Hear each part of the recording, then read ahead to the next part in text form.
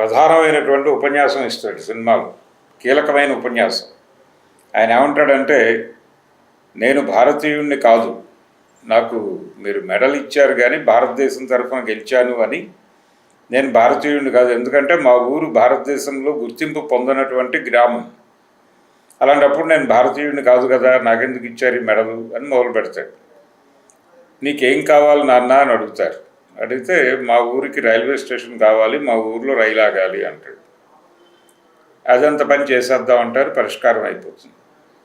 అంటే నిజానికి ఇదే కథని అతను సీరియస్గా ఫీల్ అయి ఉంటే డైరెక్టర్ గారు, ఆ గ్రామాల్లో జరిగే అన్ని దుర్మార్గాల్ని, ఆ ప్రజల మీద జరిగే అన్ని దుర్మార్గాల గురించి మాట్లాడాలి. అన్నిటినీ కవర్ చేసే అవకాశం ఉంది. కవర్ చేసి దాని నుంచి బయటపడటానికి స్పోర్ట్స్ అనేది ఒక వేదికగా అనుకుని మనం ప్రపంచానికి చాటి చెప్దాం అని ఇతను అనుకుంటే, ఆ ఊరి ప్రజలందరినీ మోటివేట్ చేసి ఎవరికి చేతనైన దీనిలో మనం వెళదాం, స్పోర్ట్లో ఎవరికి చేతొచ్చిన ఆటలో వాళ్ళ నైపుణ్యం ప్రదర్శించి రకరకాల ఏరియాల్లోకి విస్తరించి మనం గెలుద్దాం.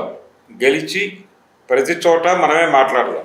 ఎవరు అసలు ఏ ఊరు నుంచి వస్తున్నారు వీళ్ళు, కబడ్డీలో వీళ్ళే గెలుస్తారు, క్రికెట్లో వీళ్ళే గెలుస్తారు, రెజ్లింగ్లో వీళ్ళే గెలుస్తారు, అథ్లెట్లు వీళ్ళే, ఎవరు వీళ్ళు అని చెప్పి జనం ఒక్కసారి మన ఊరి వైపు చూడాలి.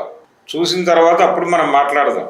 ఇది మనం చేయవలసిన పని అని ఒక కుర్రవాడు ఊరు మొత్తాన్ని సమావేశపరిచి చెప్పి, రామ్ చరణ్ క్యారెక్టర్ చెప్పి ఆ ఊర్లో యువత మొత్తాన్ని తీసుకొచ్చి వాళ్ళకి ఏ ఏ ఆటల్లో ఇంట్రెస్ట్ ఉందో వాళ్ళని విడగొట్టి వాళ్ళందరినీ ట్రైన్ చేసి ఇలా గెలవాలి అని కాన్సెప్ట్ డిజైన్ చేసి, అక్కడ ఏవైనా కుట్రలు జరిగితే నేను వెనకాల నిలబడి చూసుకుంటా అని వీళ్ళకి ధైర్యాన్ని ఇచ్చి నిలబెట్టి గెలిపించి, అప్పుడు మా ఊరికి ఇన్ని సమస్యలు ఉన్నాయి, పరిష్కరిస్తారా పరిష్కరించరా అని అడిగి, పరిష్కరించకపోతే యుద్ధం ప్రకటిస్తున్నాం ఈ దేశం మీద, మేము భారతీయులం కాదు, మాకు గుర్తింపు లేదు కాబట్టి మా వరకు మేము వేరే దేశాన్ని ప్రకటించుకుంటున్నాం అని చెప్పి, ఇటు నుంచి ఎవరు వెళ్ళినా మాకు ట్యాక్స్ కట్టాలి అని ఆ లెవెల్లో తగులుకుంటే చర్చలకు వస్తారు.